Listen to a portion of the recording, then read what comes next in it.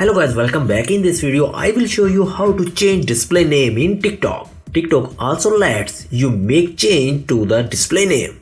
This is the name that your followers will see on your profile. Here's how to change the name on TikTok. First step is launch TikTok app on your mobile device. Then tap on profile in the bottom bar. Then tap on edit profile and then select name is the first option. Change your TikTok display name. Make change to your name and hit the save. Now your display name is changed. You can say this Howto and DIY. There is also a problem with this video. So ask about these comments.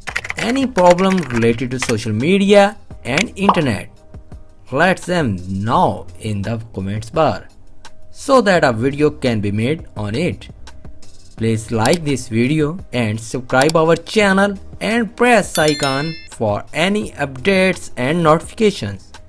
Thanks for watching.